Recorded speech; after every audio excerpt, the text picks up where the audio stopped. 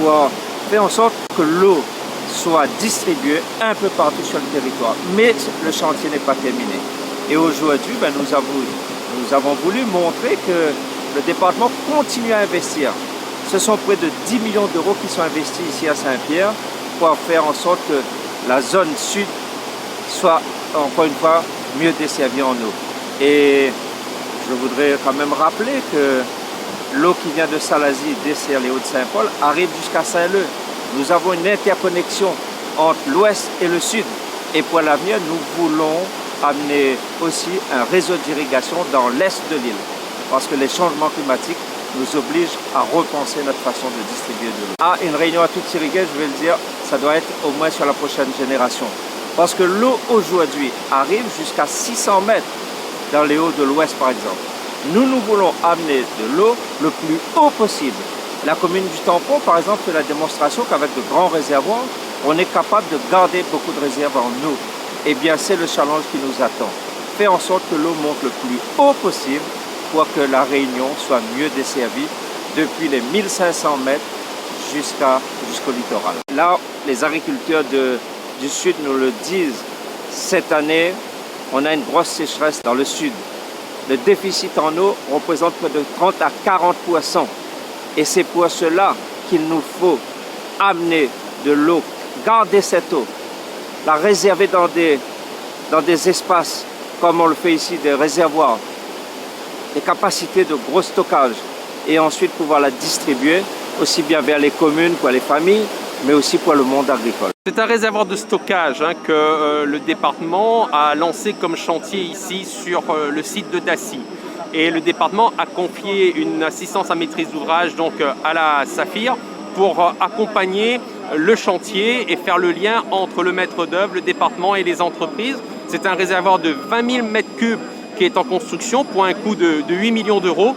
Et ce réservoir de 20 000 m3 vient compléter les 10 000 m3 existants pour pouvoir garantir la desserte en eau de tout le bassin sud, depuis la rivière Saint-Étienne jusqu'à Saint-Joseph, à la fois pour les irrigants du périmètre irrigué du Bras de la Plaine, dont des extensions sont également prévues, que pour les fermiers de la Civis et de la Cassud, puisque ce sont ces deux communautés de communes qui aujourd'hui donc assurent la livraison d'eau dans les foyers du bassin sud. Évidemment, puisqu'on l'a dit, ce nouveau réservoir de Dassy va permettre de garantir la ressource en eau pour le périmètre irrigué, donc pour les irrigants du Bras de la Plaine, mais également garantir l'eau pour les foyers, pour les 200 000 personnes qui vivent sur ces secteurs du sud. Donc ce n'est pas rien, c'est un chantier colossal qui vient compléter celui du chantier du barrage du Bras de la Plaine, qui se termine également, où nous avons investi plus de 15 millions d'euros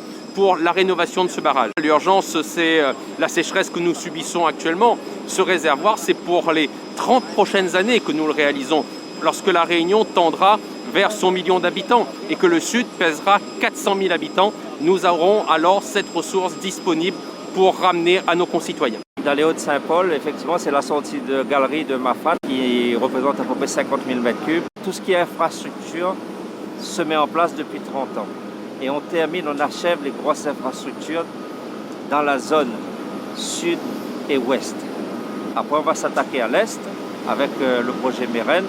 Et puis le challenge, ça va être de monter l'eau le plus haut possible pour nos agriculteurs notamment. Alors l'arrivée de cette eau sur plus de 800 hectares prochainement à irriguer est une bénédiction parce que ça va permettre aux agriculteurs, notamment ceux qui font que de la canne, de se diversifier, avoir plus de variétés de production, notamment dans le fruit et légumes, et tenter d'aller vers cette fameuse souveraineté alimentaire qui est souhaitée et souhaitable pour tout le monde, ne plus être dépendant des bateaux qui rentrent, moins dépendant, je dirais.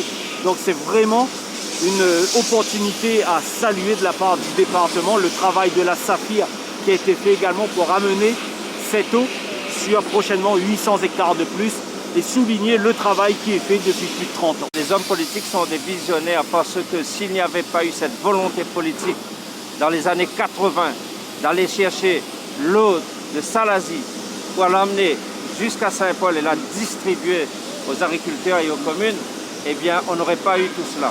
Il faut saluer donc cette qualité de visionnaire, il faut saluer aussi le soutien de l'Union européenne parce que sans argent, sans financement, vous ne faites pas ces travaux. Et donc on a eu l'accompagnement de l'Union européenne, de l'État aussi. Et je dirais que pour les prochaines années, il faut garder cette vision de l'aménagement, du développement de notre territoire, mais aussi de notre agriculture. Parce que s'il n'y a pas d'eau, il n'y a pas d'agriculture. Et donc on est sûr, avec le président de la Chambre et moi-même, président du département, nous sommes sur la même longueur d'onde pour poursuivre les efforts en termes d'équipement et de distribution en eau. Aujourd'hui, l'utilisation de l'eau se fait de façon rationnelle. On ne gaspille pas l'eau, les agriculteurs, ils ne roulent pas le robinet, ils n'arrosent pas de façon inconsidérée. Donc la maîtrise technique de l'utilisation de l'eau, elle est aujourd'hui une réalité. Et je salue moi le travail qui est réalisé par la Chambre d'agriculture, comme par les professionnels, les exploitants agricoles, qui ont compris cela. Et je dis que l'eau c'est la vie, il ne faut pas la gaspiller, il faut la protéger, la préserver, il faut l'utiliser à bon escient. Et ça, il faut le dire, un gros effort a été fait par les agriculteurs. Cette eau nous permet de devenir plus souverains en matière alimentaire, notamment pour permettre l'arrivée de produits de qualité dans la restauration scolaire, ce qui est demandé par la loi Egalim. Mais sans irrigation, il ne peut pas y avoir de culture vivrière pérenne à La Réunion.